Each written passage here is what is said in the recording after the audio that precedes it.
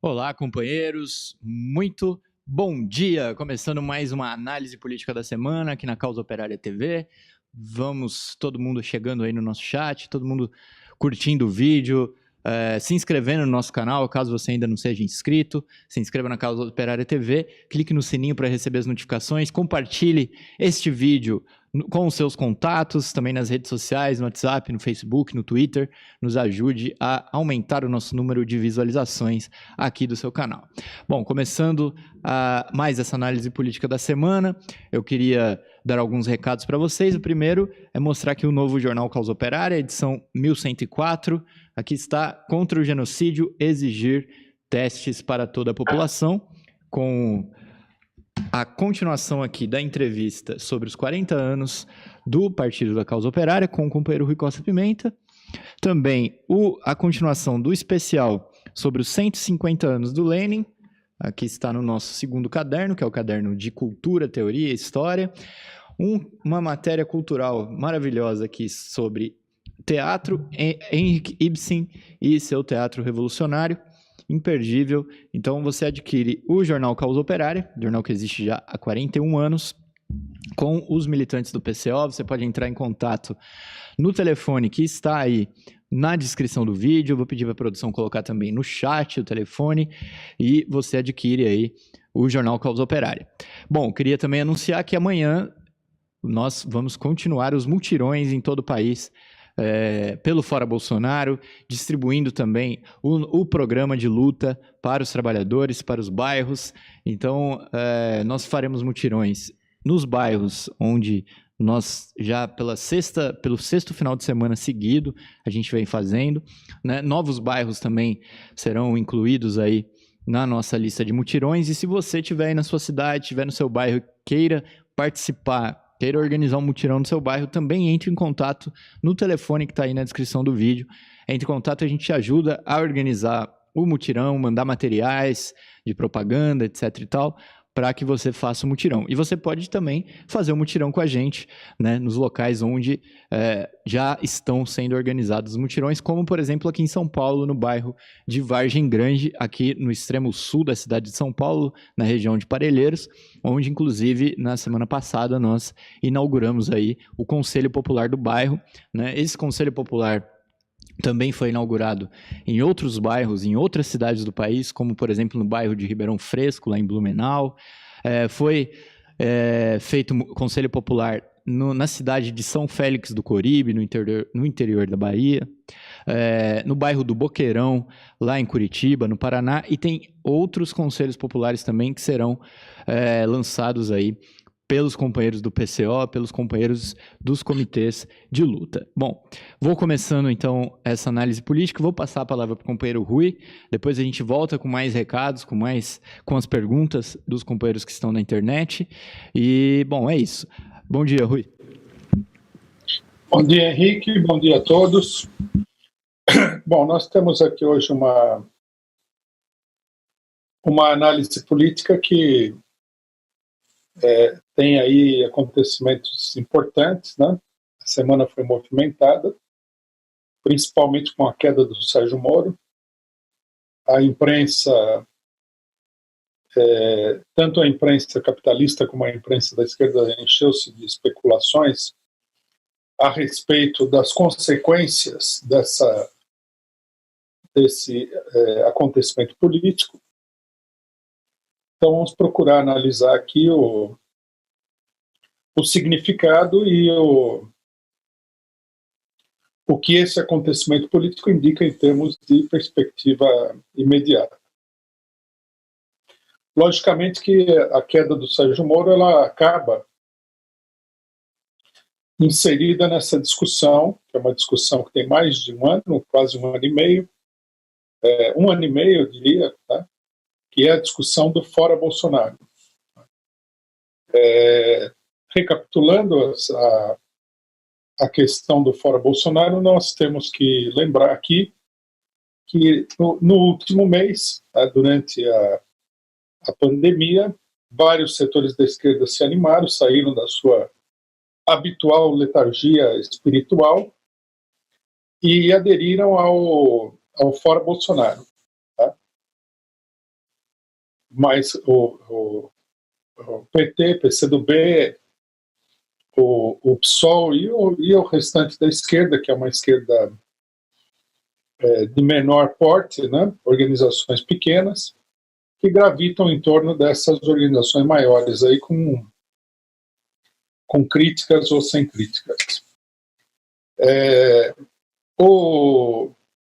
Todo esse bloco político da esquerda se encheu de confiança porque os atritos entre o Moro, entre o Bolsonaro e os partidos burgueses se acentuaram muito no último período. Né? Primeiramente foi a questão da pandemia, onde o Bolsonaro defende uma posição que não é uma posição repudiada em termos absolutos pela burguesia, muito pelo contrário, que é a da suspensão do isolamento social. Tá? E a burguesia, principalmente os governadores estaduais, que estão enfrentando o problema diretamente sob a sua jurisdição, que tem uma contradição muito grave, que é a completa incapacidade do serviço de saúde brasileiro de atender uma demanda muito grande provocada pela pandemia. Tá? Então, esses governadores, eles insistiram em um isolamento social, primeiramente relativo, né, parcial, e, em segundo lugar, temporário, para ver se eles conseguiriam diminuir um pouco a ascensão da propagação do vírus, tá? De forma a não superlotar, não fazer com que o sistema de saúde entrasse em colapso. Então, eles propuseram um isolamento social um pouco mais longo. Esse debate, essa disputa, que é uma disputa, digamos assim, de caráter técnico entre o Bolsonaro e os governadores, e diz respeito ao prazo, porque todos eles já se pronunciaram nessa altura dos acontecimentos pelo fim do isolamento social, pela suspensão do isolamento social. Isso é, como nós já falamos antes, uma tendência mundial. Né? A burguesia mundial está exigindo que os governos suspendam o isolamento de maneira total ou parcial, porque é absolutamente evidente que a permanência, a continuidade do isolamento vai acabar levando a um colapso geral da economia capitalista. Né? As empresas estão em situação falimentar, o Estado não tem condições de sustentar essas empresas, por mais que tenha boa vontade, por um período prolongado. Tá? A falência das empresas industriais, do pequeno comércio e até do cidadão individual coloca uma pressão gigantesca sobre os bancos, uma vez que a inadimplência tende a crescer, e isso coloca em risco, inclusive, coloca em questão, coloca em pauta, inclusive, a falência generalizada dos bancos. Então, nós temos aí esse quadro. Esse foi o estopim da crise política. Nós destacamos aqui que essa crise ela tinha muito mais de crise de propaganda eleitoral do que de crise efetiva. Né? Em momento algum, esses governadores, os setores fundamentais da burguesia, pediram a saída do Bolsonaro. Eles simplesmente procuraram se colocar numa posição melhor para eventuais eleições diante do Bolsonaro. Tá? O Bolsonaro aparece nas pesquisas eleitorais como tendo 30% do eleitorado, que é muito eleitorado, se for efetivamente fato que as coisas sejam assim, e você precisaria ter um candidato muito forte para enfrentar o Bolsonaro. Na realidade, o único candidato com condições de enfrentar o Bolsonaro seria Lula, né? Seria o PT, que tem também esses mesmos 30% na largada de uma campanha eleitoral. Mas, de qualquer maneira, né, aquilo que foi interpretado por uma boa parte da esquerda como sendo um conflito final entre Bolsonaro e esses setores da burguesia, acabou se revelando mais um capítulo da luta da burguesia para colocar o Bolsonaro na linha e desgastá-lo, tá, politicamente, quer dizer, fazer com que a sua autoridade política diminua, de forma a que eles possam enfrentá-lo numa eventual eleição. Poderia até se dar que ocorressem eleições antecipadas, tá? E nesse caso, o problema da autoridade política do Bolsonaro é uma questão chave na atual situação. Tá? O poder do Bolsonaro também não eu acho que é importante explicar aqui, esse poder do Bolsonaro ele não é uma coisa geral. Tá? O problema para a burguesia com o Bolsonaro é o mesmo problema que se colocou na eleição de 2018. A saber, no enfrentamento entre Bolsonaro e PT, tá? Entre a burguesia e o PT, o Bolsonaro tende a ser o melhor candidato para enfrentar o PT e a burguesia se veria obrigada a apoiar o Bolsonaro.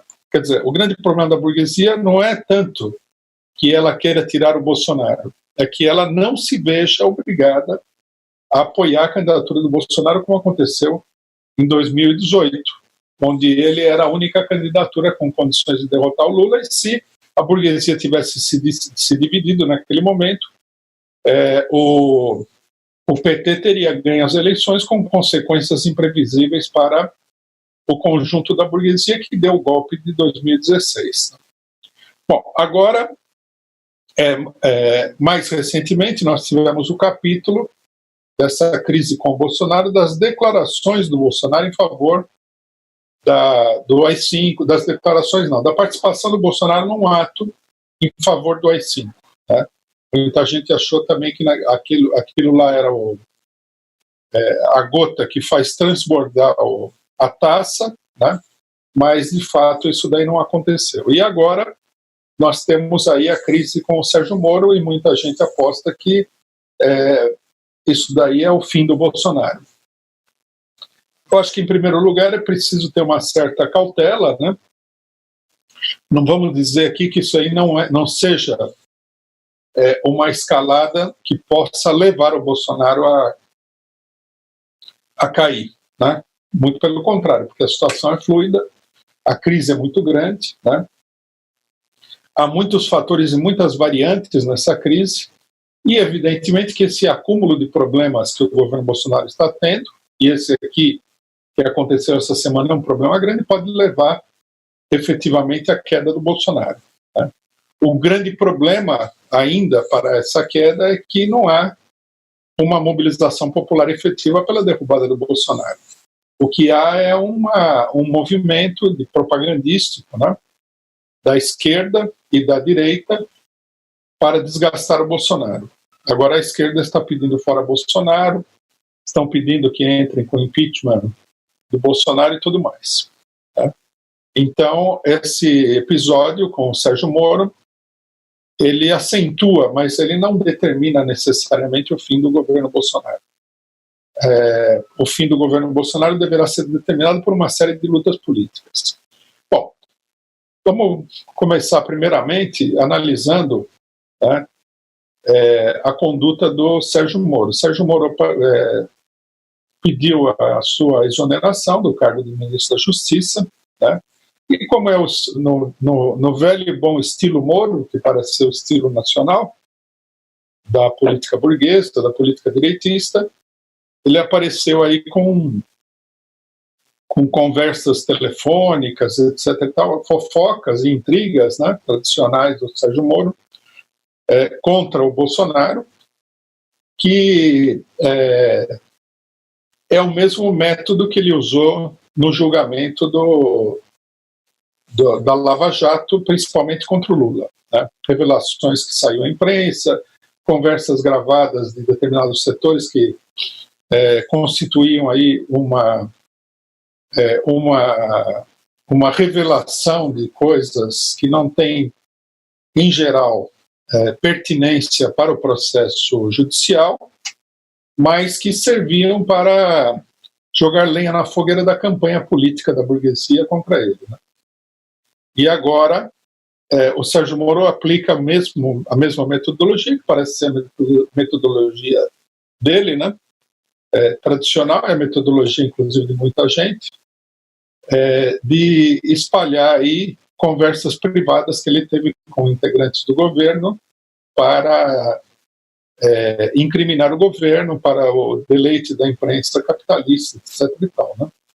É interessante notar isso daí, porque uma pessoa, numa das avaliações sobre a situação do Sérgio Moro, um articulista comentou, e é muito bem observado, que é o seguinte: muito cuidado, né, quem for contratar o Sérgio Moro, porque não demora muito, qualquer desavença, qualquer problema, ele está aí espalhando, né, conversas privadas, fofocas, contra o próprio empregador. Quer dizer, logicamente, todo mundo deveria ficar muito esperto diante de uma pessoa com essas características, né? Revela-se aí que o grande herói da direita, que é o Sérgio Moro, é, na verdade, uma pessoa de baixíssima estatura política e moral, né? Essa metodologia corresponde a uma metodologia lumpen, né? E ela corresponde aos estratos mais deslocados, mais sem raízes, né, da política nacional. A gente vê esse tipo de fenômeno, em geral, né, em setores que não têm qualquer responsabilidade política. Ele fez isso daí, o Bolsonaro, que não é flor que se cheire também, respondeu na mesma moeda, falando que ele estava barganhando um cargo para o TSE, quer dizer, a baixeza geral do bolsonarismo veio à tona com essas denúncias. Uma coisa importante que todo mundo destacou, vou falar aqui porque é um fato, é que o Moro, ao fazer suas denúncias contra o Bolsonaro, ele apresentou uma série de coisas que podem ser enquadradas como crime, né? Não crime de responsabilidade, mas crime comum do Código Penal, tanto do Bolsonaro como dele mesmo, né? Troca de favores, ele mesmo reconheceu que ele pediu um favor para conseguir uma pensão a qual ele não tinha direito, e denunciou o Bolsonaro querendo bloquear processos criminais contra os deputados da base governista, contra os seus familiares. Quer dizer, ele destampou aí a tampa de um bueiro, né, que é um bueiro que nós já vimos aqui, não é a primeira vez que esse bueiro é destampado e tudo mais. São revelações sensacionais, quer dizer, dá margem ao impacto e tudo mais, sem dúvida nenhuma. Essas revelações são suficientes para acabar de vez com o governo Bolsonaro? Isso já é um pouco duvidoso, porque há muitas revelações e muitas acusações contra o Bolsonaro, inclusive o fato dele ter participado num ato público que pedia o fim do regime constitucional no Brasil, tá? Ele sendo presidente da República, e não aconteceu absolutamente nada. A PGR, que todo mundo sabe que é subordinado ao Bolsonaro, pediu uma investigação geral dos acontecimentos, abriu uma investigação geral dos acontecimentos. Essa investigação é uma investigação séria? Há um intuito de pessoas no interior da burguesia que querem levar essa investigação até o fim? É provável que não, né? É provável que a investigação se arraste e, logicamente, como toda investigação dessa natureza, que tem um cunho político, ela poderá ser usada no momento futuro para, se a situação do bolsonarismo se agravar, implicar o bolsonarismo e, dependendo das circunstâncias, provocar a queda do governo, né?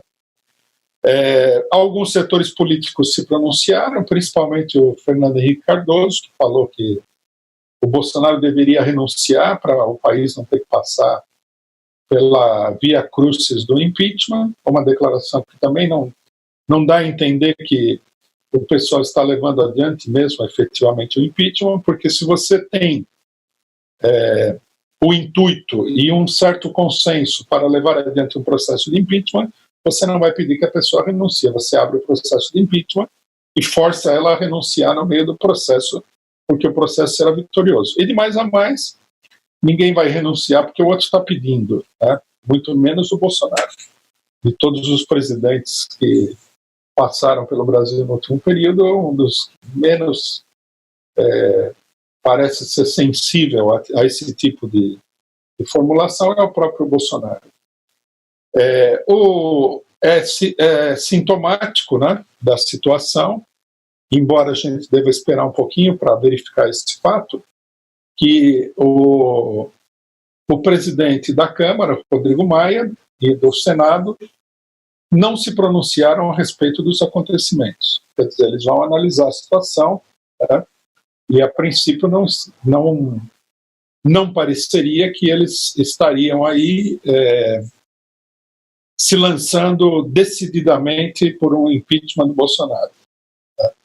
Logicamente que vão se consultar com empresários, vão se consultar com os militares, com os partidos políticos e tudo mais, para ver qual é a opinião geral, né? Mas, a princípio, nós não temos, né, aquele clima que é típico de um processo de derrubada de um presidente da República, como nós tivemos na época do Collor, né, onde se via aquela unanimidade pela derrubada do Collor num dado momento, né?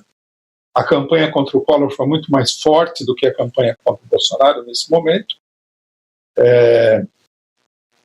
Mesmo com a Rede Globo colocando as revelações do Sérgio Moro e tudo mais. E a campanha contra Dilma foi muito mais forte do que a campanha contra o Collor, né?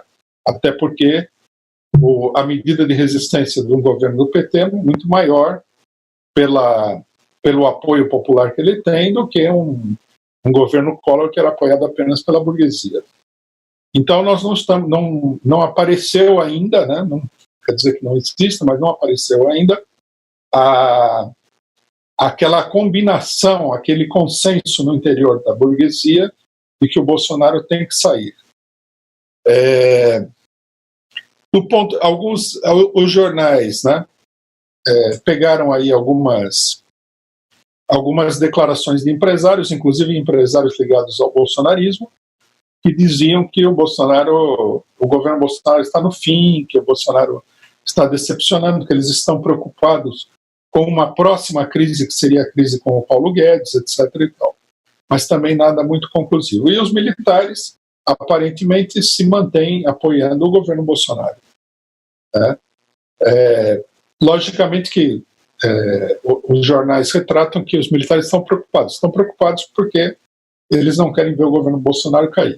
Quer dizer, nesse momento há uma intensificação da crise com o Bolsonaro, mas não há uma evidência direta de que exista um consenso e que a coisa esteja definida no interior da burguesia pela derrubada do Bolsonaro. Isso quer dizer que essa derrubada não pode acontecer? Não. Porque há uma luta, né? E, logicamente, que embora a burguesia esteja dividida a respeito do governo Bolsonaro, como ela esteve em vários momentos, né? Há alguns setores, que é difícil de mencionar o tamanho, são pela saída do Bolsonaro, e há setores que são pela permanência do Bolsonaro. Independentemente da falta de unidade da burguesia para tirar o Bolsonaro pode sim cair pela pressão de um determinado setor da burguesia na luta contra outros setores. É uma coisa para ser observada, né? Temos que observar os desdobramentos. A saída do Moura de sexta-feira nem deu tempo para as peças do cenário político se colocarem aí. Mas, a princípio, a coisa está colocada sob esse prisma, né? Quer dizer, há uma luta, e essa luta aparentemente estaria até o momento indefinida em relação à permanência ou não do Bolsonaro. Uma coisa muito significativa de todo esse processo político é a política, logicamente, que nos interessa muito de perto, é a política da esquerda nacional diante da crise. Tá? Aqui vamos fazer também uma pequena recapitulação. Nós, logo depois das eleições, quando o Bolsonaro ganhou através de uma gigantesca fraude eleitoral, com o conjunto da burguesia civilizada impedindo o Lula de participar nas eleições para garantir a vitória do Bolsonaro, né? Com toda a campanha cheia de truques ilegais do Bolsonaro, né? Com a ilusão da esquerda de que num jogo perfeitamente estabelecido como esse, bastava lançar um candidato que você poderia reverter a situação. Uma ilusão total. A ilusão, a gente deve dizer aqui, nem tanto dos dirigentes, que dificilmente teriam a ideia de que eles iriam ganhar as eleições naquelas condições. O impedimento da candidatura do Lula já era fato suficiente para mostrar que não se iria ganhar essas eleições. Mas, né, a ilusão de uma grande parte do eleitorado, da base, né, eleitoral da esquerda, que acreditou que efetivamente a candidatura do Haddad seria uma solução. Quando, na verdade, o que nós estávamos assistindo era uma enorme capitulação da esquerda diante da operação colocada em marcha pela burguesia, o que dificultou a luta contra o Fora Bolsonaro. Uma vez que a esquerda já estava completamente comprometida com o regime político, né, inclusive com a fraude, com as consequências do golpe e tudo mais, a esquerda, no primeiro momento, se recusou a levantar a palavra de ordem fora Bolsonaro em função do fato de que esse seria um governo ilegal. Né? Quer dizer, partindo daquela palavra de ordem antiga, que foi uma palavra de ordem importante em 2018, que era o seguinte: eleição sem Lula é fraude. A eleição se deu sem o Lula, portanto era uma fraude, mas a esquerda se recusou a tomar esse problema para atacar o Bolsonaro. Insistiram em que o Haddad tinha sido derrotado não porque o Lula tinha sido impedido de participar, mas porque o Bolsonaro tinha feito fake news, etc. E tal. Quer dizer, caiu numa posição totalmente defensiva. Durante todo o ano de 2019, a esquerda se recusou a levantar o Fora Bolsonaro. Tá? Houve muita discussão na imprensa progressista sobre isso daí. Né? Muitos setores consideram que, não só nós, não só o PCO, mas vários setores, consideravam que o Fora Bolsonaro era uma questão chave. Né? Inclusive, em várias oportunidades, alertamos que a permanência do Bolsonaro vai levar, mais cedo ou mais tarde, já estava levando a uma devastação econômica e social sem precedentes, mas iria levar a uma catástrofe num momento de crise. Né? Nós não estávamos pensando no coronavírus, logicamente, era imprevisível, mas pensávamos, por exemplo, no esforço do Bolsonaro de realizar uma guerra contra a Venezuela ou coisa parecida. Finalmente veio o coronavírus e a administração do Bolsonaro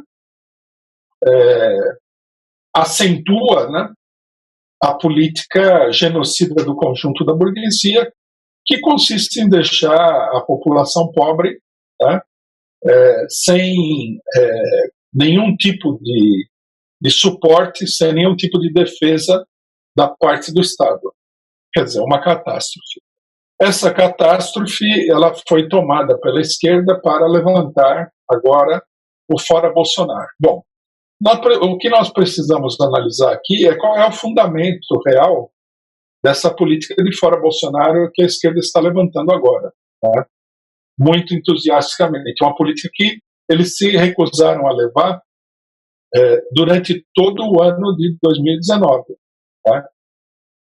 Em 2019, é importante lembrar isso daí, a grande alegação era de que o povo não estava preparado para o Fora Bolsonaro. De que não havia condições de chamar a população às ruas, etc. e tal. Bom, agora nós entramos na quarentena do coronavírus em 2020 e a possibilidade de chamar o povo à rua é ainda menor do que em 2019. No entanto, a esquerda mudou de opinião. Do ponto de vista, tá, do apoio ao Bolsonaro, embora tenha havido modificação nas estatísticas, né, uma modificação que não é significativa, porque nós realmente não temos controle dessas estatísticas, não podemos dizer se isso daí é verdade ou uma manipulação. Mas, de qualquer maneira, as estatísticas insistem em que o Bolsonaro mantém lá os seus 30%, 40% de aprovação. Então, quer dizer, a situação não mudou drasticamente. O que mudou? O que mudou é que todo um setor da burguesia se choca com o Bolsonaro de maneira mais aberta, devido a tanto as contradições políticas do regime político burguês, que vieram à tona no coronavírus, como, né, devido à necessidade de fazer uma campanha de propaganda, uma campanha de tipo eleitoral contra o próprio Bolsonaro. Foi a mudança de posição da burguesia que estimulou a esquerda a propor o fora Bolsonaro. A esquerda parlamentar, logicamente, que ela vê o fora Bolsonaro da seguinte maneira, né? Isso ficou absolutamente claro agora nessa crise. É preciso um consenso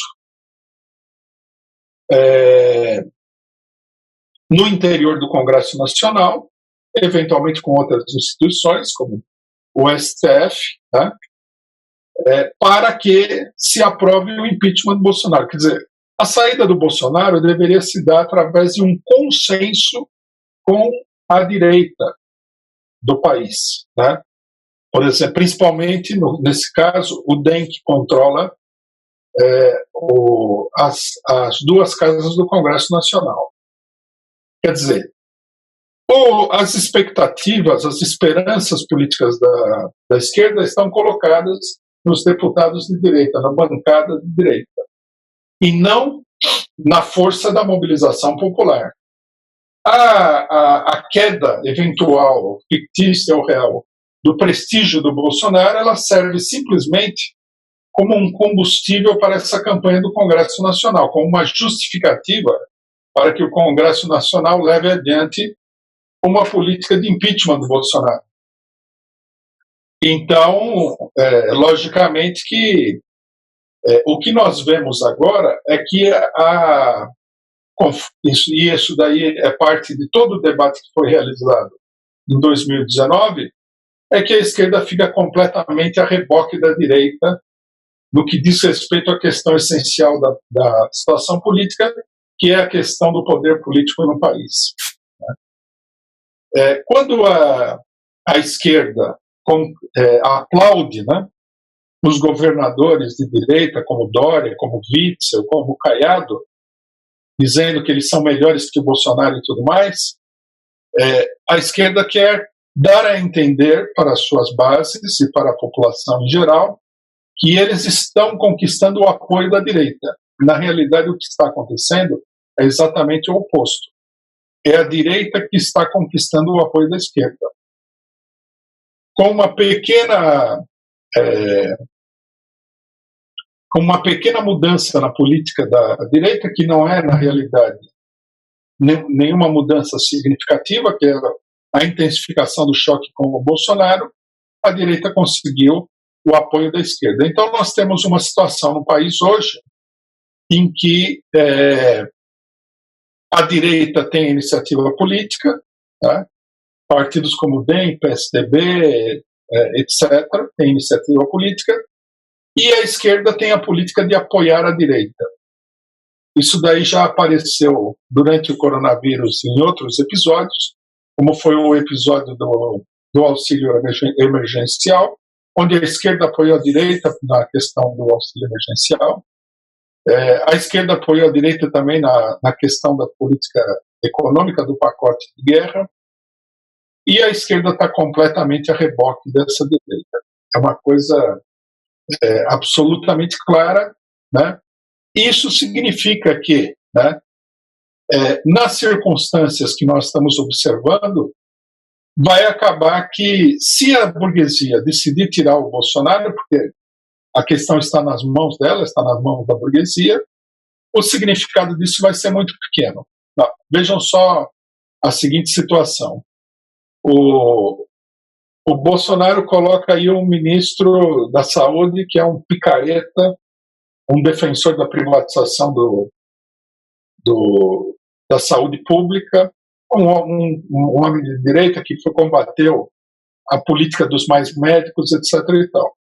Ele se transforma num grande herói nacional com a ajuda da esquerda, que elogiou muito Mandetta sem motivo nenhum para fazê-lo, porque Mandetta não fez absolutamente nada. O único mérito, digamos assim, entre aspas, do Mandetta é que ele tinha como tem toda a burguesia, uma diferença de cronograma para suspender o isolamento social, mais nada. Agora saiu o Moro, tudo bem, a esquerda não elogiou o Moro, seria demais, né? O Moro é um dos pilares do golpe de 2016, é um verdadeiro artífice de uma ditadura no país, e ele só está contido porque, na verdade, setores da própria burguesia se sentem ameaçados pela ação dele, né? Os jornais dão conta de que muitos setores parlamentares, na realidade, suspiraram aliviados com a queda do Moro. Significa que a pressão dessa camarilha da Lava Jato, que é apoiada pelo imperialismo, contra determinados políticos, ela sofreu uma derrota agora, digamos assim, meio que definitiva, né? Então, a esquerda não vai apoiar o Moro, mas saiu o Moro. Outra pessoa que estaria na iminência de sair do governo, vamos ver se concretiza, seria um dos piores aspectos do governo Bolsonaro, que é o Moro já é um dos piores aspectos, mas um outro aspecto muito negativo do governo Bolsonaro, que é o Paulo Guedes com a sua política ultra neoliberal, né? Aparentemente, há uma discussão dentro do governo, entre os militares, entre determinados setores da burguesia, que acham que deve haver uma mudança na política econômica diante da situação de crise total do capitalismo brasileiro, né?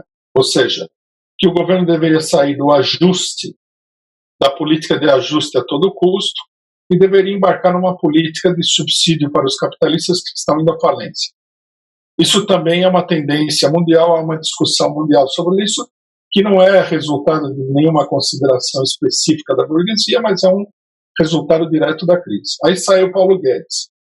E, finalmente, né, supostamente, ficaria isolado ali o Bolsonaro e aquelas tristes figuras como o Weintraub, a Damares, né, esses malucos do governo Bolsonaro. Aí, esse conjunto que estaria contra o governo Bolsonaro, que inclui ex-bolsonaristas como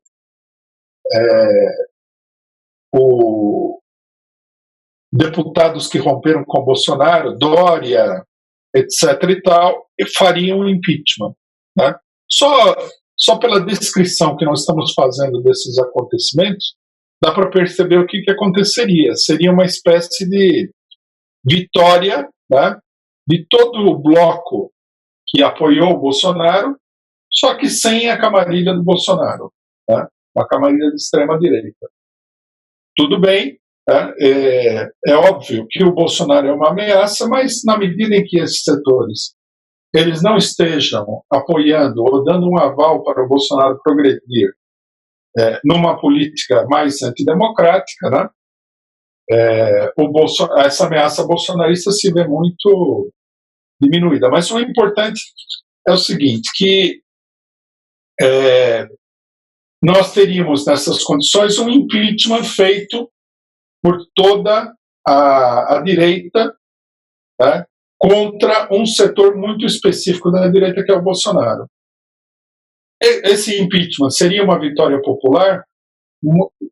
Ele só seria uma vitória popular na medida em que o bolsonarismo nessas condições sofresse um retrocesso como corrente política nacional. No momento, nada indica que isso daí aconteceria. Inclusive, essa é uma das principais causas, né, da falta de empenho da burguesia em levar adiante o impeachment. Eles consideram que o Bolsonaro não é um cachorro morto. Mas, de um ponto de vista geral, seria a consolidação de uma política burguesa para o golpe. Se o impeachment significar a superação do bolsonarismo pela burguesia, quer dizer que a burguesia elimina a sua dependência do bolsonarismo, então seria a vitória dos golpistas de 2016, do pior do setor ligado aos grandes capitalistas, que fez toda a campanha direitista contra o PT, seria uma vitória extraordinária desse setor. Tá? Uma vitória que eles não conseguiram com o governo Temer e conseguiram apenas parcialmente com o governo Bolsonaro. Né? Eles conseguiriam impor aí toda uma política que nós não devemos de forma nenhuma descartar, poderia levar igualmente, não, poderia levar e levaria inevitavelmente, numa situação de aprofundamento da crise, a uma situação de ditadura de direita no país, como aconteceu em 1964. Porque esses setores não são democráticos, não são civilizados, o contrário do que fala a esquerda, que é uma campanha absurda que eles fazem, não são setores científicos, como falo, eles têm muito pouca diferença com o bolsonarismo. Tá? A grande diferença deles com o bolsonarismo é que o bolsonarismo tem uma militância bolsonarista de extrema-direita que eles, em geral, não têm, porque são políticos burgueses tradicionais, embora tenham a mesma mentalidade e o Bolsonaro tenha a mesma política. Tá? Mas nada garante que a burguesia, primeiro, tenha a capacidade de liquidar essa militância bolsonarista e, segundo, né, que ela queira efetivamente liquidar essa militância bolsonarista. Porque, em última instância, né, a militância bolsonarista, o próprio Bolsonaro, eles são uma forma radical de enfrentamento da crise política pela burguesia. Então, a política da esquerda é um fracasso total, e ela é um fracasso pelo simples motivo de que a esquerda não quis realizar uma mobilização contra o regime bolsonarista, uma mobilização popular, e desfechar um golpe duro contra um governo de extrema-direita. Né? Então, o que se coloca aí, isso daí parece que está absolutamente claro, né, do ponto de vista da esquerda, é apoiar uma operação da direita tradicional da burguesia, que é uma direita bem direitista, bem próxima da extrema-direita, de criar aí uma espécie de bolsonarismo sem Bolsonaro. Isso daí não seria uma vitória, mas seria uma derrota para o movimento popular, para a população em geral, que teria que pagar os custos dessa operação. A operação não seria democrática nem nada. Outra coisa que chama a atenção é que um dos argumentos que a esquerda utilizou em 2019 para se opor à campanha pelo Fora Bolsonaro é que, se tirasse o Bolsonaro, iria entrar o Mourão. Bom, nesse momento, né, já existe aí um pedido da burguesia para que o Bolsonaro saia e o Mourão assuma. E ninguém está protestando com relação a isso. Logicamente que a esquerda não quer levantar a palavra de novas eleições, porque a burguesia não iria aceitar isso aí de forma nenhuma, no atual momento. Precisaria de um agravamento muito grande da crise para a gente chegar nesse ponto. Então, nós temos aí essa situação. A situação, diante disso, as pessoas vão se perguntar, logicamente, a situação é favorável ou desfavorável? Porque a coisa toda parece muito confusa. Então, nós temos a dizer o seguinte: a situação seria favorável, porque a crise do Bolsonaro é grande, ele está passando por uma reformulação da sua base de apoio, né? A saída do Sérgio Moro significa descartar um setor aí que apoiou o bolsonarismo, que não é diretamente bolsonarista. Se o Paulo Guedes sair, uma parte de empresários provavelmente vai romper com o governo ou vai se indispor com o governo, mas ele está promovendo essa reformulação em meio a uma crise muito grande, né? Se ele conseguir promover a reformulação, a situação vai ficar mais complexa, apesar de que ele continua sem base no Congresso Nacional para levar adiante uma política própria, uma política bolsonarista pura. Mas é um momento de crise, né? O problema é que a esquerda não preparou essa crise e a esquerda não tem uma política para fazer com que a crise tenha uma saída popular, uma saída que favoreça os setores explorados e oprimidos da população. Muito pelo contrário, a esquerda está completamente desarmada e a reboque da direita.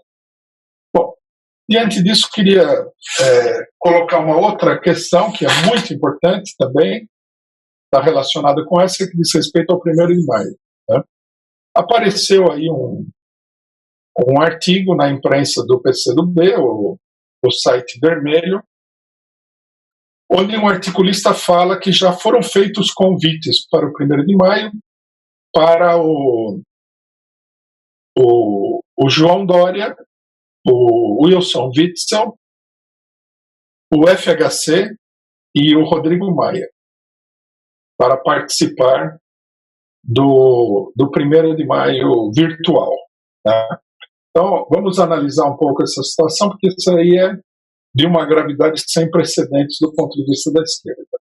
Bom, primeiramente, é importante dizer que esse negócio, o 1º de maio virtual, é uma política, como sempre, ultraconservadora da CUT, tá? Que poderia fazer um ato público. Tá? Em vários países do mundo estão acontecendo atos públicos, apesar do isolamento social estar vigente. Por exemplo,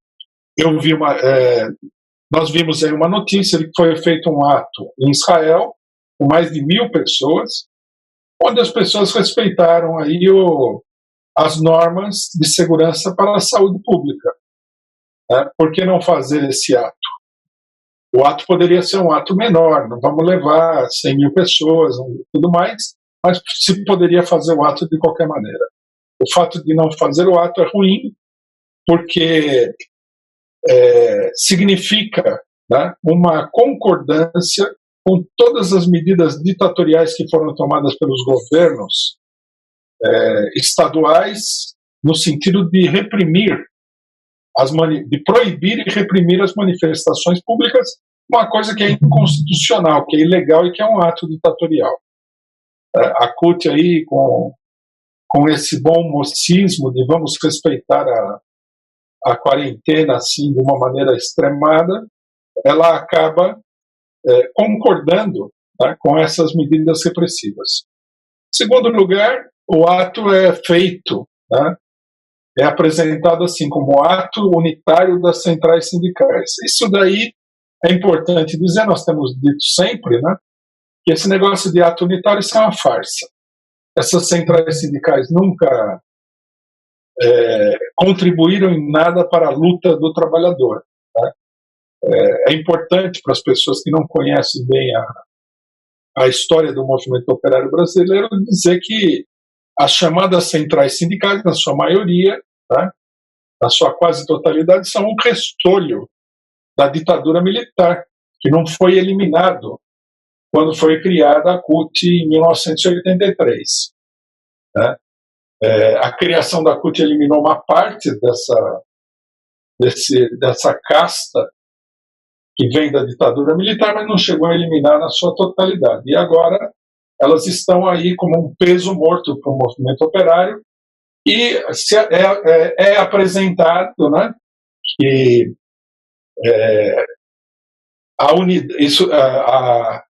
a colaboração com esse restolho da ditadura, esse peso morto, é um grande passo adiante no sentido da unidade. É preciso lembrar também que essas centrais sindicais, na sua maior parte, apoiaram o golpe de 2016. a Força Sindical conta aí com o Paulinho da Força, que foi um dos articuladores do golpe de 2016. Algumas matérias dão a entender, né, e é bem provável que seja assim, que o convite a FHC, a Dória, Witzel e Rodrigo Maia estaria sendo feito pelas outras centrais. Então, nós vemos aí, né, se isso se confirma como fato, que a unidade das centrais serve apenas para empestear e desmoralizar o movimento operário. Bom, é preciso ser bem categórico e taxativo sobre essa unidade no 1º de maio. Fernando Henrique Cardoso, João Dória, Wilson Witzel, Rodrigo Maia, eles não são apenas políticos burgueses, ou seja, inimigos dos trabalhadores.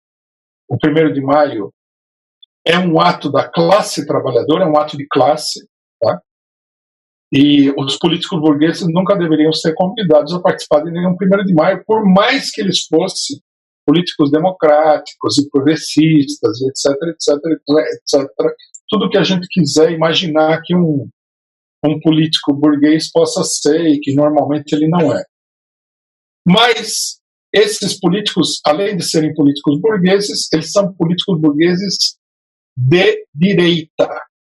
Quer dizer, estão sendo convocados para o 1º de maio, está sendo convocada para o 1º de maio, a liderança política da direita nacional. Não é nem mesmo uma direita disfarçada, tipo o PMDB, que tem uma história, que não corresponde ao que é o partido hoje, de oposição à ditadura. Ou qualquer outro partido que pudesse ser aí escamoteado, contrabandeado como um partido de características democráticas. Esses políticos são políticos antidemocráticos. O Witzel, agora ele parou porque o coronavírus conteve ele, mas ele estava promovendo uma verdadeira chacina no Rio de Janeiro. Chamar o Witzel para o 1º de maio é meio que erguer um monumento à direita carniceira, repressiva, ditatorial existente no país. João Dória nem é preciso falar. O João Dória, ele é o Bolsodória, ele se apresentou assim na campanha eleitoral passada. Ele é a favor da repressão, ele é um elemento de extrema-direita, ele é um verdadeiro projeto, de dirigente político de uma ditadura. O Rodrigo Maia é um político do DEM, partido da ditadura, e a FHC, de triste memória, é um dos responsáveis, em primeiro lugar, pela devastação da economia nacional com as privatizações, que levou milhões de trabalhadores brasileiros à miséria, mas é também um dos principais responsáveis pelo golpe de 2016, pelo crescimento da extrema-direita e pela eleição do próprio Bolsonaro. Quer dizer, a proposta que aparece aí, ela não foi ainda, não está sendo confirmada, pelas centrais sindicais, não há uma confirmação no site das centrais sindicais.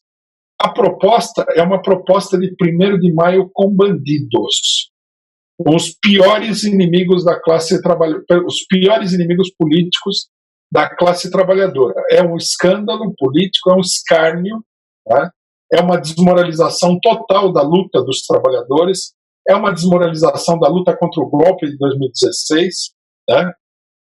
A gente, diante desse fato, nós lembramos com saudades a proposta daquele deputado do PT que falou que era preciso virar a página. Aqui já não se trata de virar a página, aqui já se trata de desmoralizar, de esmagar completamente, do ponto de vista político, do ponto de vista moral, a luta daqueles que defenderam o governo do PT contra o golpe. É um ato contra os bandidos golpistas, é um ato contra os ladrões do país, contra aqueles que no meio da pandemia do coronavírus distribuem dinheiro para os capitalistas, aqueles que estão deixando a população numa situação insustentável, aqueles que são responsáveis pela destruição do ensino público, da saúde pública, etc. e tal. É inacreditável que no meio da crise que nós estamos atravessando, alguém se propõe a fazer uma coisa como essa. Há rumores de que dentro da CUT haveria divergências, né? Oxalá seja verdade. Mas o fato é o seguinte: diante de um escárnio tão grande, é necessário dizer que esse tipo de unidade ele é totalmente dispensável, né? Que os setores conscientes, os setores militantes, os setores combativos do movimento operário devem dizer que eles não querem nenhuma unidade com essa gente, com esses bandidos, com esses verdadeiros bandidos, e que é melhor andar só do que mal acompanhado, né? Que isso daí, na verdade, é uma tentativa de atrelar o movimento operário todo à direita nacional, né? A CUT sucumbe diante da pressão política dos outros agrupamentos sindicais, inclusive do PCdoB, que é um entusiasta dessa política, tem mostrado isso daí desde o começo com o apoio ao Rodrigo Maia, tá? Nada mais natural que eles façam agora isso daí. Então, esses setores devem decididamente dizer não a esse tipo de ato público. Se confirma, se caracteriza esse ato público com a presença dos bandidos da direita nacional, é preciso boicotar esse ato público. Logicamente que o boicote, essa manobra está sendo tentada, né, porque não tem público presente. Então, pela internet é difícil de você saber se há um repúdio muito grande ou não a isso daí. Se fosse um ato público, logicamente que o público presente não ia aceitar um Wilson Witzel no balanço, né? Isso aí iria terminar numa grande confusão. Mas como o ato é virtual, né, e o ato virtual ele dá ensejo a todo tipo de manobra espúria, há essa tentativa. Mas é necessário boicotar esse ato virtual se esses bandidos participarem. É preciso dizer não ao 1º de maio com bandidos, com criminosos políticos dessa laia. O 1º de maio é um ato internacional de defesa dos interesses da classe trabalhadora, é um ato no qual não devem participar os exploradores. Já aceitar a força sindical do Paulinho da Força no ato já é um ataque contra os interesses da classe trabalhadora, o que dirá aceitar a presença dessas outras figuras. Bom, nós do PCO nós estamos convocando um ato de 1º de maio, né, assim, como está acontecendo em vários países do mundo, sob a quarentena, um ato pequeno, com todas as precauções necessárias, né, num local definido, sem passeata, sem nada, mas nós vamos fazer o ato. E o nosso ato é o contrário. O nosso ato é fora todos os golpistas, fora Bolsonaro pela mobilização popular, eleições gerais, né? Tem um programa de luta em defesa dos trabalhadores diante do coronavírus, né? Tem um conjunto de reivindicações que interessam diretamente aos trabalhadores, nada dessa política de enganar o povo, reproduzindo a orientação de governadores como Dória, Witzel e outros, nada da política de embelezar o isolamento social, ignorando que a maior parte da população não pode participar desse isolamento e que ele vai ser suspenso em breve, né? Os grandes heróis que estão para participar no 1º de maio, eles já estão suspendendo o isolamento social. De forma que toda aquela discussão que nós falamos que era uma discussão distracionista sobre o Mandetta, era uma discussão totalmente sem sentido. O próprio Bolsonaro está esperando, né, que os governadores formem um consenso sobre como sair do isolamento social para lançar uma proposta que é dele e é comum a todos. E fazer um ato com essas pessoas, que inclusive estão aí trabalhando para o genocídio da população, é um crime político, não pode ser aceito de forma nenhuma, né? Isso daqui tem que ser objeto de um grande debate dentro do movimento operário, e as pessoas têm que entender o seguinte: isso daí é a frente ampla. A frente ampla é a esquerda rastejando atrás da direita nacional. É uma coisa totalmente intolerável para a luta do movimento operário. Com esse tipo de política não há vitória possível para o povo, né? É preciso repudiar da maneira mais veemente possível o que está sendo feito em relação ao 1º de maio e que concretiza toda a política em relação ao fora Bolsonaro, em relação à pandemia, em relação à crise capitalista, né?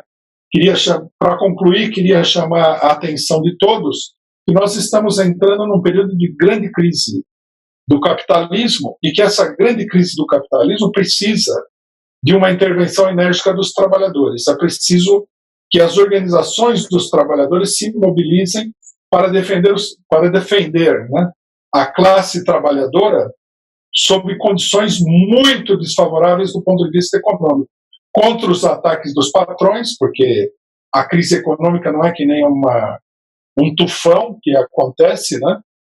Ela é uma coisa que é organizada politicamente pelos patrões para que seja descarregada sobre os trabalhadores e tudo mais. Que diante dessa situação, a coisa mais essencial de todas é a independência política das organizações dos trabalhadores, dos seus sindicatos, dos seus partidos, de todas as suas organizações em relação à burguesia que vai estar atacando os trabalhadores. A política do 1º de maio, ela se choca profundamente com essa política classista. Ela é exatamente o oposto e ela deve ser completamente repudiada. Com você, Henrique. Bom, companheiros, vamos então abrir para as perguntas aqui da análise política. Só lembrando, né, que o companheiro Rui Costa Pimenta tem o programa Marxismo todas as segundas-feiras, a partir das 13 horas ao vivo. A análise política na TV 247, às 16 horas, ao vivo também, com transmissão simultânea aqui na Causa Operária TV. E nas sextas-feiras, às 14 horas, ao vivo, o programa Análise Internacional. Bom, começando aqui, agradecendo a Edna Castro pelo superchat. Ela diz: fora fascistas e golpistas, eleições já, cadê a CUT? Agradecer o Paulo Jacob, que renovou seu status de membro do canal, muito obrigado.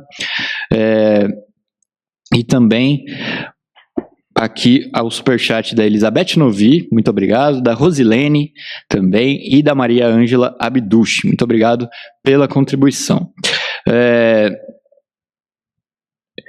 Uma pergunta aqui do companheiro Pedro Catelli. Ele pergunta o seguinte: o 1º de maio com figuras da extrema-direita seria a maior capitulação sindical desse século?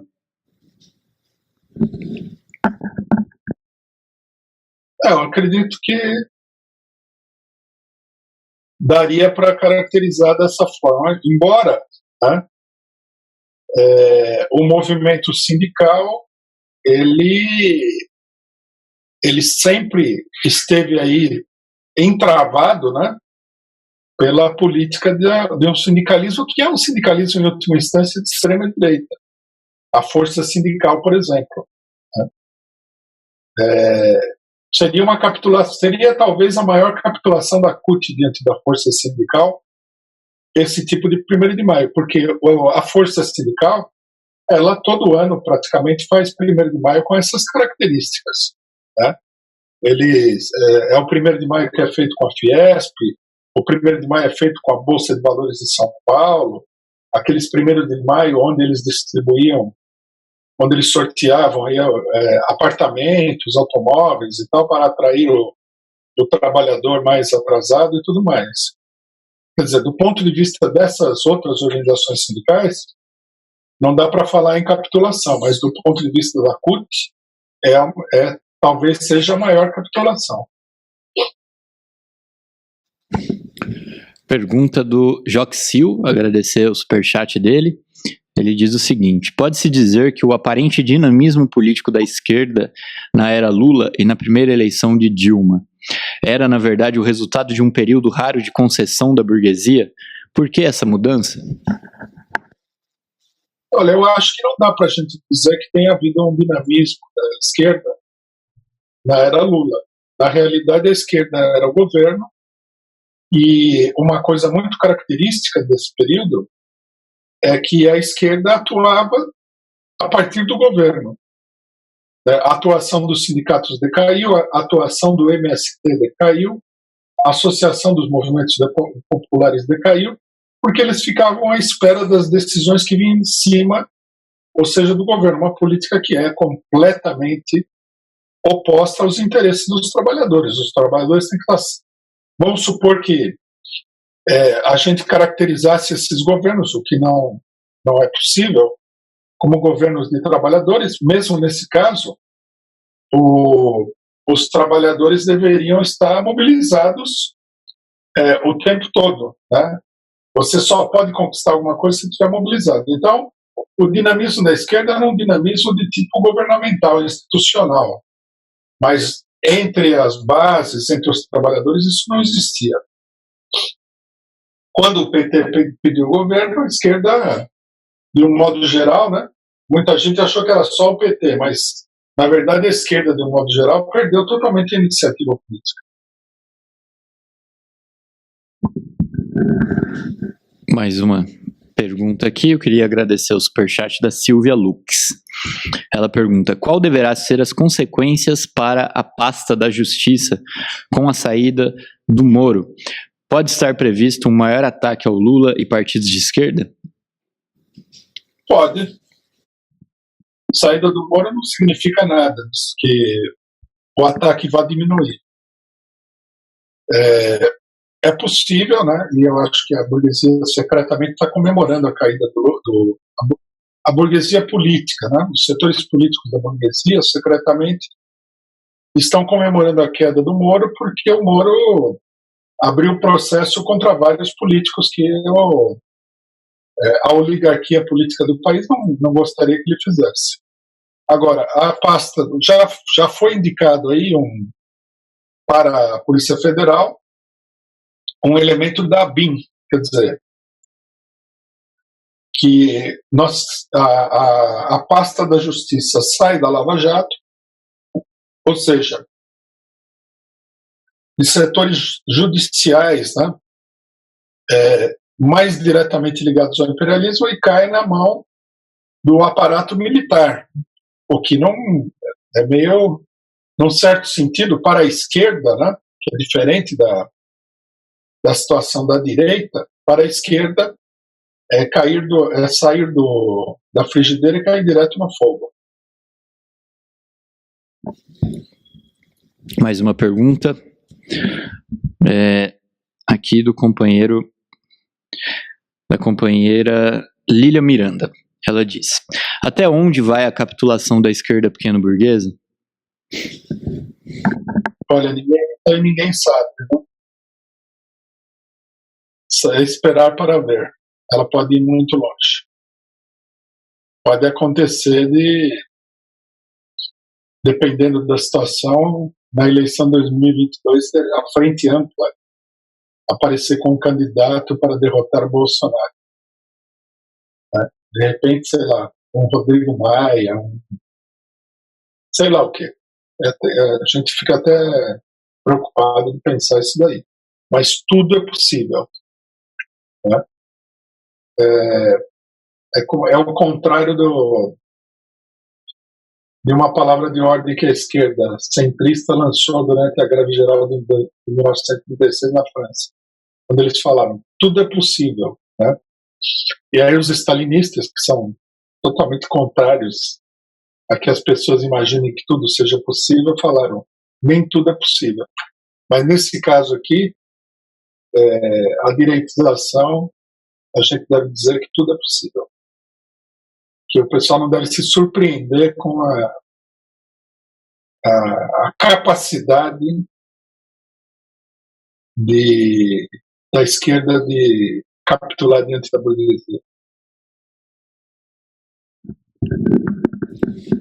Bom, queria agradecer o superchat da Tatiane Oliveira e também o superchat do Guilherme Bezerra, que pergunta o seguinte: com a saída do Moro, a burguesia está ainda mais dividida?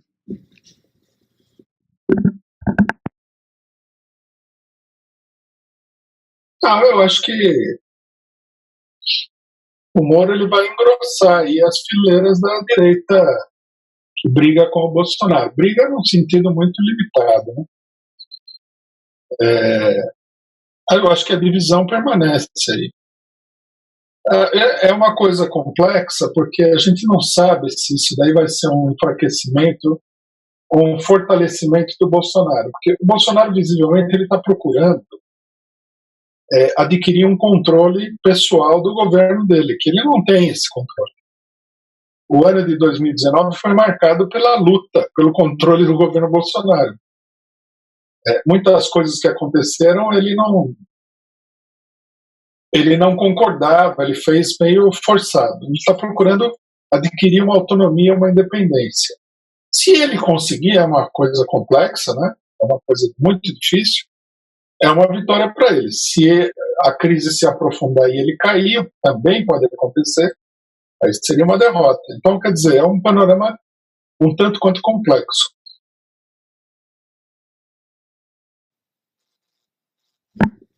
Mais uma pergunta aqui da Renata Diniz. Não, quer dizer, um comentário. Agradecer o superchat dela.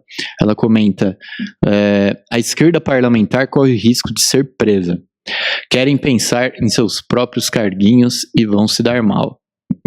E o superchat do Rodrigo X486, que diz o seguinte: Rui, essa saída de Moro não seria uma estratégia? Moro sai, bolso cai. Entra Mourão e Mourão coloca Moro no STF. E segue a agenda neoliberal renovada.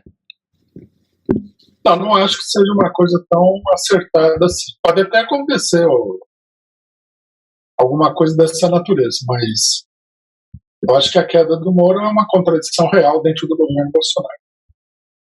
O Bolsonaro, na verdade, é o seguinte, para pegar os dois ministros mais importantes do governo, para explicar o que acontece com esse governo, que é o Moro e o Paulo Guedes. O Moro é uma espécie de governo dentro do governo. Ele não entrou lá para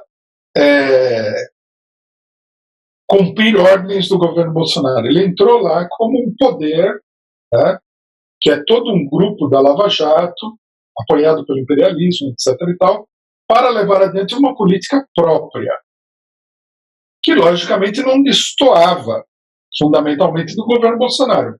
Mas ele era uma espécie de governo dentro do governo. A mesma coisa acontece com o Paulo Guedes. Paulo Guedes é uma figura que foi imposta pelos empresários, que o Bolsonaro aceitou e tudo. Então, essas duas situações eram contradições muito vivas dentro do governo Bolsonaro. Então, o Bolsonaro se livrou do Moro, num certo sentido. Ele chegou num ponto em que ele falou: eu vou impor a minha vontade aqui. É possível que o Moro tivesse se articulado com a Polícia Federal para atacar o Bolsonaro pelas costas. Esse Moro é um rato, todo mundo sabe disso. Então o Bolsonaro reagiu, foi lá e atacou o Moro, tirou o controle da Polícia Federal dele, porque ele sentiu que ele tinha força para fazer isso daí, e ao fazer, né, ele descartou o Moro. Aí o Moro procurou sair do governo por cima, essa é a minha interpretação. Não é que ele tenha saído por cima, ele saiu por baixo. O Bolsonaro arrancou dele a Polícia Federal, o controle do ministério dele, na verdade. Tirou uma parte substancial do poder político dele dentro do governo. Por isso ele foi obrigado a sair, né? E ele saiu também porque ele sentiu que dentro da burguesia há uma oposição maior ao Bolsonaro, que o Bolsonaro eventualmente poderia até cair, etc. É difícil de determinar quais foram as jogadas internas de toda essa história, né? até porque a gente não está lá, mas, por exemplo, o Moro pode ter visto toda essa oposição e decidiu se lançar aí para ver se ele consegue uma abertura com esse pessoal que está fazendo, que está se chocando com o Bolsonaro.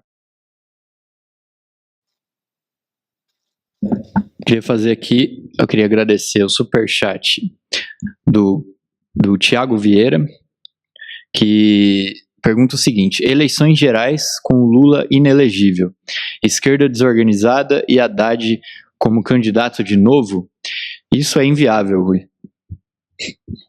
Então, esse argumento sempre aparece. O problema é que nós não podemos pensar na situação política como uma coisa estática. Uma determinada ação, ela leva à modificação do cenário político. Então, não é que nós estamos pedindo eleições gerais independentemente das condições existentes. O que nós propusemos era mobilização popular pelo Fórum Bolsonaro. Se a mobilização popular sair vitoriosa, quer dizer, derrubar o Bolsonaro, que significaria derrubar o Moro, Paulo Guedes e, num certo sentido, o Maia, os militares e tudo mais, a situação política se modificaria, né? Se abriria um processo político que evoluiria à esquerda. Nesse marco, a solução são eleições gerais. Mas mesmo que a situação não evoluísse completamente à esquerda, as eleições gerais são uma alternativa melhor do que, por exemplo, colocar o Mourão, ou do que colocar o Rodrigo Maia, ou colocar qualquer uma pessoa que faz parte desse esquema geral. Nas eleições, teria que haver um certo debate político, e esse debate político viria, né, no marco de uma crise do governo existente, de uma crise da burguesia. Então nós temos que ver a coisa desse ponto de vista. Se a gente tomar tudo estaticamente, quer dizer, sem mudar nenhuma peça no tabuleiro, sem mudar nenhuma característica da situação política, aí eu concordo. A proposta fica... Não é que ela não tenha utilidade, mas ela ficaria com a sua utilidade muito reduzida. É como agora o Fora Bolsonaro controlado pela burguesia, pela direita. Tá? Não é que não tenha utilidade um Fora Bolsonaro controlado pela direita, mas o resultado vai ser muito pequeno do ponto de vista progressista e vai ser muito negativo de outros pontos de vista. Uma pergunta aqui, Rui, do Antônio Marcos Ramos de Oliveira. Houve uma campanha para libertar o Lula. Ele está livre agora. Então, como você vê o papel dele agora na esquerda, no contexto dessa crise atual? Bom, o Lula, esse aí é um problema que eu confesso que precisaria ser analisado mais em profundidade. O Lula saiu da cadeia e, visivelmente, tá? Acho que muita gente está percebendo isso, ele está com muito pouca iniciativa política. Ele não se destaca em relação principalmente a essa política do PT de não levar adiante a campanha do Fora Bolsonaro, de estar dominado por essa política da frente ampla, etc. E tal. Em um outro momento, ele faz alguma declaração, mas ele não se destaca, ele está sem iniciativa política. Isso é visível e muita gente comenta isso, eu vi muitos comentários nesse sentido, né? Ele, curiosamente, quando ele estava preso, ele tinha uma posição que colocava ele com um certo destaque. Agora que ele está solto, ele está colocado numa posição de retaguarda, de estar no fundo da situação política. Então, seria necessário fazer uma reflexão de como é que isso aconteceu, né? Do que realmente está acontecendo aí. Eu não tenho essa resposta pronta, né? É uma questão para se pensar, mas nós podemos levantar algumas hipóteses. Uma hipótese é que ele não tem dificuldade, efetivamente, de dirigir o PT diante das contradições do próprio partido, dividido entre a direita, a esquerda, etc. E tal. Uma segunda é que ele esteja procurando ficar mais na retaguarda mesmo, tá? Ao invés de aparecer em primeiro plano, por motivos, por exemplo, de repressão ou qualquer outra coisa. Precisaria ser analisado, mas o fato é que muita gente esperava que o Lula tivesse uma maior iniciativa e ele não conseguiu ter essa maior iniciativa. Ele, logicamente, que ele é vítima das contradições da sua própria política e da política do PT, né? O PT é um partido muito contraditório.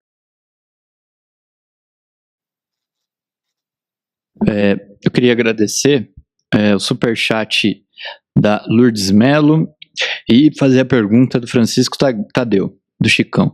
Rui, sabendo que o capitalismo brazuca existe a reboque do internacional e que está ruindo e a elite nacional insiste na leitura tradicional, qual a perspectiva da manutenção do tipo brazuca?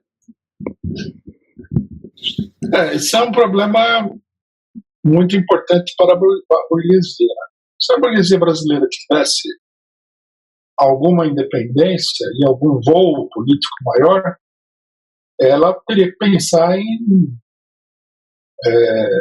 adotar isso daí já não é simplesmente um resultado da crise atual, mas já no período anterior. Adotar uma política de pelo menos relativa independência em relação ao mercado internacional. Ela, na verdade, ela vai para uma política de integração total, né? O que significa que toda essa movimentação econômica está sendo comandada pelos grandes capitalistas que são aliados diretos do capital estrangeiro. A crise vai acentuar essa necessidade, porque ela vai atacar duramente a indústria nacional, vai atacar duramente a economia nacional, e muitos capitalistas de menor voo vão à falência. Agora, eu não vejo, tá, que essa burguesia ela tenha condições de fazer algo diferente. Tá? Para que um setor menor da burguesia, um setor intermediário da burguesia, viesse a fazer alguma coisa, como acontece, por exemplo, em países como a Venezuela, seria necessário um grande impulso popular, porque a burguesia por si só não tem condições de fazer isso daí. Se houver um impulso popular, a burguesia conseguir montar esse impulso popular, montar no sentido de estar a cavaleiro desse movimento popular, controlar o movimento e tudo mais, ela poderia colocar em prática uma política mais nacionalista, como o caso da Venezuela. Caso contrário, é muito difícil.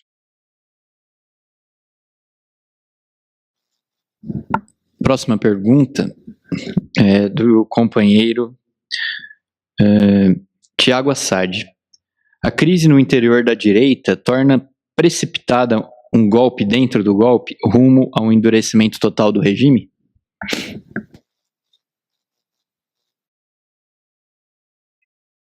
Esse aí é um problema complexo, né? Se a crise torna precipitado, o problema não é de precipitação, eu acho. Precipitação seria a seguinte situação: o golpe está engatilhado e aí um determinado setor queima a largada. Eu acho que nós não estamos bem nessa situação. Mas a crise, ela, sem dúvida nenhuma, empurra vários setores para uma solução de golpe militar, de golpe, né, dentro do governo. Se a crise se aprofundar, se o governo perder o controle, se não houver uma política definida, quer dizer, uma série de fatores, se houver o risco de um descontrole da mobilização popular, pode haver um golpe. Mas o Bolsonaro, inclusive, ele trabalha essa alternativa do golpe de maneira sistemática. Tá? Ele deixa muito claro, quando ele participa de atos como esses que aconteceram recentemente, que ele quer uma independência em relação ao Congresso Nacional. Em última instância, ele almejaria, né, ter um governo de tipo bonapartista, quer dizer, um governo que governa à margem do Congresso Nacional, enquanto que a burguesia pressiona o governo para ter uma espécie de semi-parlamentarismo. Então nós temos essa contradição. Agora, que o Bolsonaro seja capaz de estabelecer esse governo bonapartista, aí já é uma questão em aberto, né? A luta não está definida a ponto de dizer que isso aí é possível. Mas ele não teria problema, ele pessoalmente, e talvez alguns setores da equipe militar do governo não teriam problema de ter um governo como esse. A questão é que esse governo precisaria, o governo bonapartista, ele precisaria contar com a anuência de vários setores. O Congresso, por exemplo, não se sente fraco para entregar o poder para o Bolsonaro. Então, esse é um obstáculo a um governo, digamos assim, abertamente bonapartista. Eu queria agradecer ao superchat do Ao Vivo, que diz: fora 1º de maio, viva o PCO, e também o superchat do Fernandes da Silva, que pergunta o seguinte: Rui, pode-se dizer que quem comanda de fato a política no Brasil é a Globo? É possível que Moro, como o FHC, pode aparecer no 1º de maio da CUT? Bozo cai? Bom, Moro já seria demais. Acho que não está. Não prepararam as condições para um Moro, 1º de maio com Moro, ainda. Mas sei lá, né? Às vezes a realidade vai desmentir a gente. E aparece um Moro lá. Qual foi? Eu fiquei... Pode-se dizer que quem comanda de fato a política no Brasil é a Globo? E se o Bolsonaro cai? Não é a Globo. A Globo lançou um ataque contra o Temer não caiu, né? Agora a Globo está aí também numa campanha contra o Bolsonaro. O problema da política burguesa, ele é complexo. Não existe o Brasil não é um país assim tão onde a burguesia é tão centralizada. Ele é um país, pelo contrário, né? Ele é um país complexo porque há várias forças da própria burguesia intervindo. Isso sem falar nas forças sociais das grandes massas, né?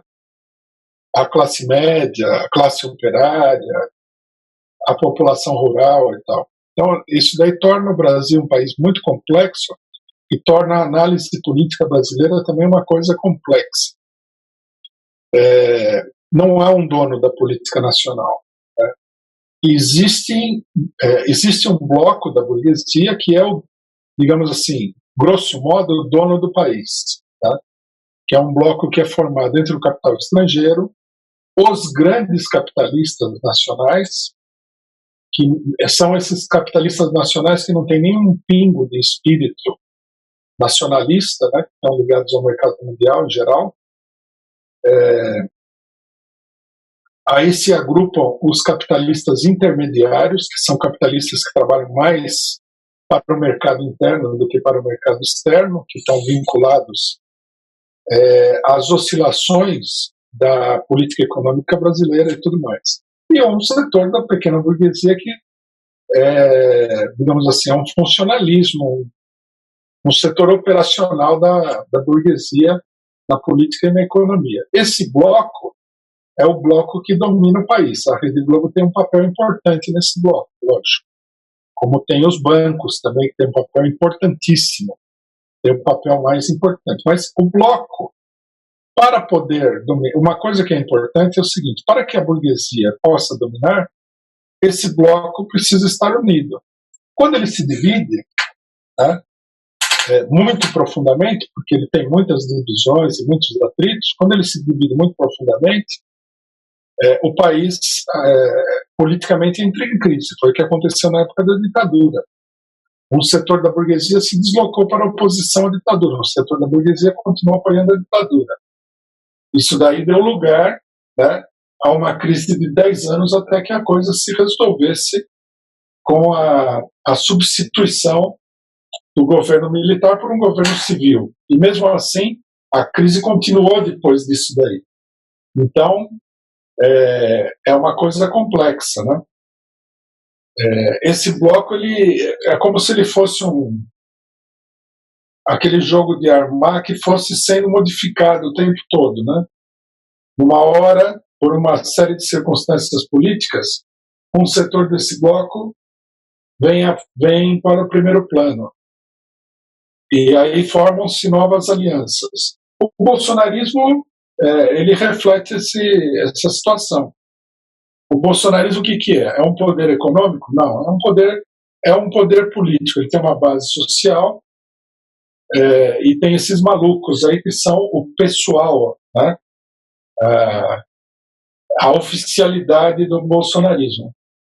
Então, como eles com essa base social conseguem se impor sobre os partidos tradicionais da direita, que perderam muita base, a burguesia faz um acordo com ele. E, nesse acordo, determinados setores da burguesia, que são da burguesia média, têm uma posição, digamos assim, mais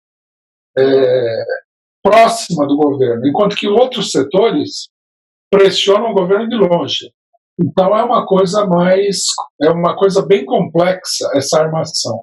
Não é a Globo, né, que controla a coisa, mas é uma constelação aí de forças econômicas e políticas que se misturam e mudam, né, de acordo com a marcha da situação política. Por exemplo, essa operação do Bolsonaro de liquidar o Moro e possivelmente, né, como está se especulando na imprensa, de liquidar o Paulo Guedes, isso daí pode mudar, né, a configuração desse bloco todo.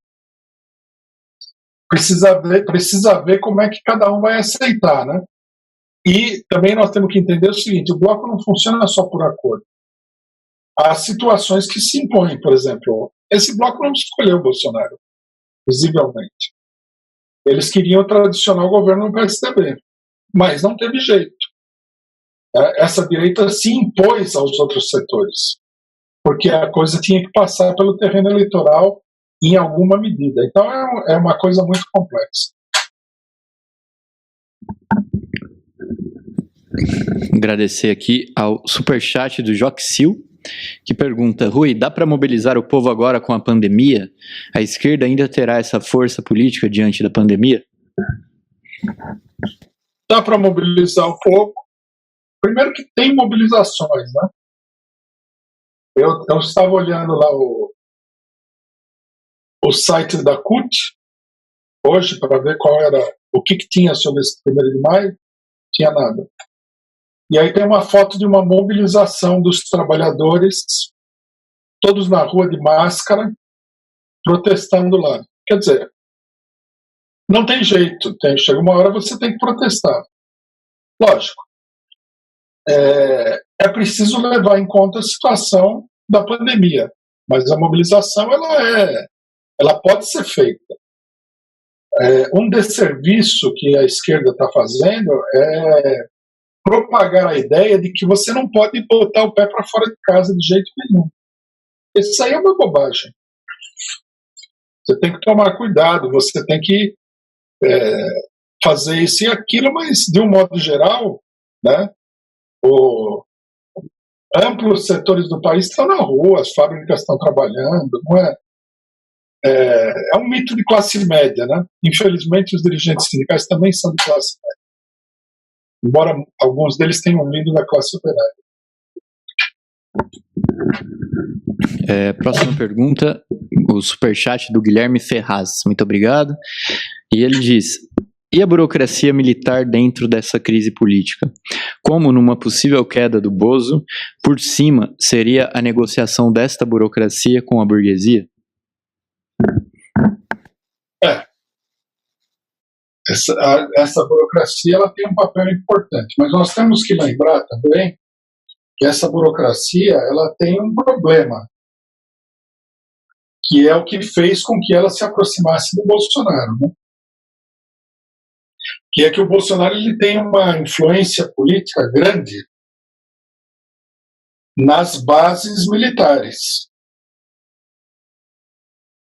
né? Nunca é demais lembrar que o Bolsonaro é um sindicalista militar. O negócio dele é reivindicar salários, melhores condições, etc. E tal. E ele tem procurado manter essa base. Quer dizer, se os militares entram em choque com o Bolsonaro, sem que tenha sido modificada essa relação, eles vão entrar em choque também com os setores de base da corporação que eles representam. E isso daí poderia levar a uma crise muito grande e perigosa. Né? Então tem que levar em consideração tudo isso. Não é que os militares sejam democratas e tal, como alguns incautos, vez por outra, procuram apresentar. Eles são todos uns direitistas. Eu acho que, inclusive, eles apoiam o governo estilo Bolsonaro, porque é o governo que, digamos assim, se harmoniza com a mentalidade deles, com a mentalidade política deles. Eles são muito direitistas. Mas eles são mais políticos do que o Bolsonaro, num certo sentido, né? Mas um grande problema é esse. A relação deles com o Bolsonaro, ela tem que levar em consideração a relação do Bolsonaro e a relação deles com os setores de base das Forças Armadas. Agradecer o superchat do Juraci Baena. Ele diz: Rui, não seria o caso de explicar pela enésima vez o porquê o Lula ainda é a única opção da esquerda dentro da concepção da luta de classe, independentemente da compreensão do próprio Lula? Olha, bom, vamos explicar o problema vamos procurar explicar. Esse problema é um problema muito importante. Do ponto de vista da evolução da situação política com as coordenadas atuais, o Lula seria uma pessoa decisiva. O Lula é uma pessoa decisiva no processo, porque todo processo eleitoral tem que ser feito levando em consideração o poder eleitoral do Lula, que é um poder que vem da sua influência sobre as massas populares.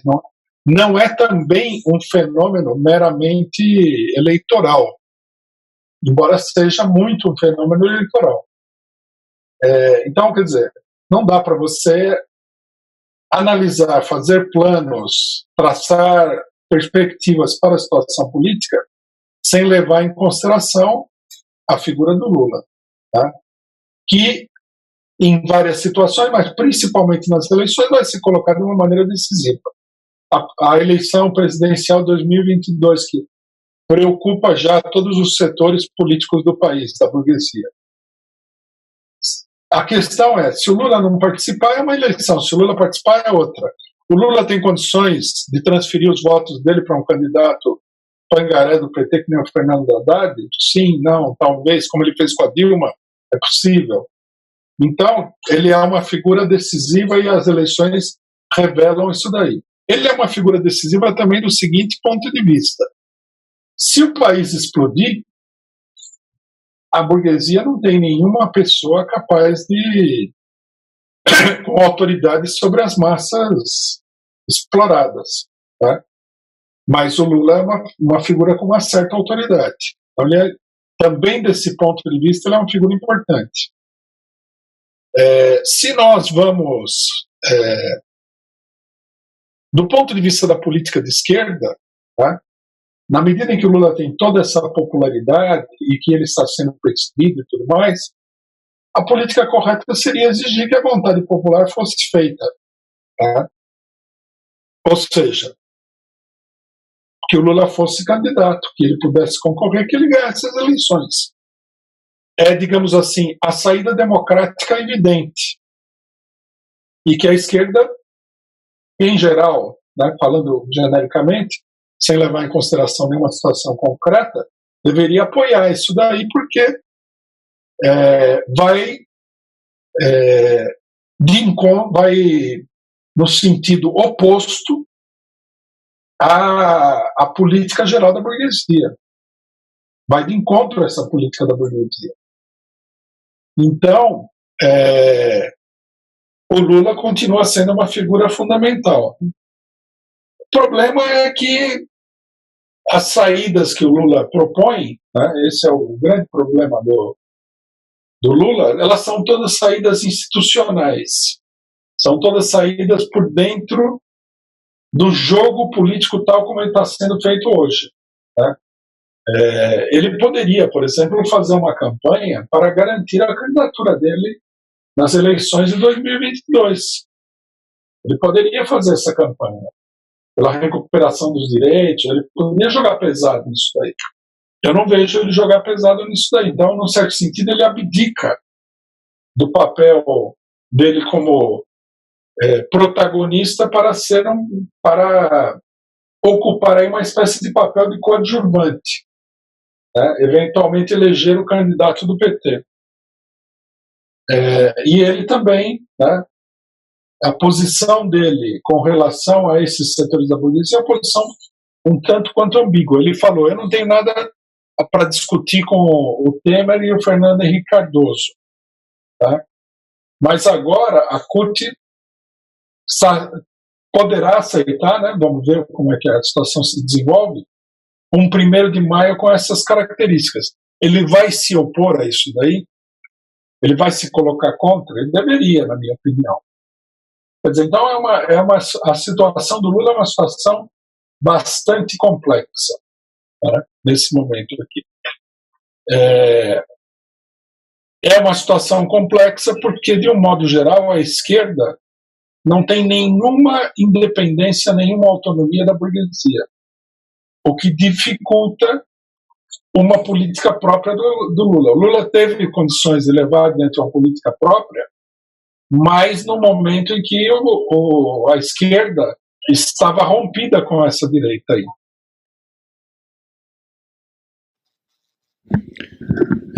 Agradecer aqui ao superchat do Fernandes, que pergunta o seguinte: com Dória, Farinata, Mandetta, Moro, Luciano Huck, Bozo e Ciro, não ficou muito ruim para a esquerda? O correto não é lutar pelos direitos de lutar? Pelos direitos de Lula, perdão. Esse bloco aí, ele é um problema, porque a esquerda está... todo um setor da esquerda, né, PT, PCdoB, PSOL, está na política de frente ampla. Esse é o problema fundamental. O que a gente deve almejar, a luta que deve ser travada, é pela ruptura com esses setores. Não é possível você ter uma aliança dessa natureza. Né? Já uma aliança com qualquer setor da burguesia, o Ciro Gomes, por exemplo, é uma coisa equivocada. Agora, com Dória, tudo, é uma barbaridade. E veja que o Ciro Gomes está nesse bolo, né? Quer dizer, o Ciro Gomes, ele é um homem desse bolo aí, que é o centrão, né? Essa direita aí é o centrão. Bom, Rui, essa foi a última pergunta. Eu queria agradecer a todo mundo que participou aí da nossa análise política da semana de hoje. Lembrar que no sábado que vem estaremos de volta aqui às 11h30 da manhã e também na sexta-feira, conforme o companheiro Rui falou, tem ato de 1º de maio. Não deixe de assistir aí a transmissão do ato de 1º de maio do PCO. Bom, também lembrar que hoje às 18 horas tem o programa Análise Sindical, amanhã tem TV Mulheres, amanhã tem Na Zona do Agrião às 18 horas, TV Mulheres às 19 horas e o programa Resumo da Semana às 8h30 da noite. Fiquem ligados em toda a nossa programação, contribua com a Causa Operária TV, se inscreva no canal e compartilhe. Boa tarde para todo mundo e a gente se vê no próximo sábado em mais uma análise política da semana. Até mais, pessoal.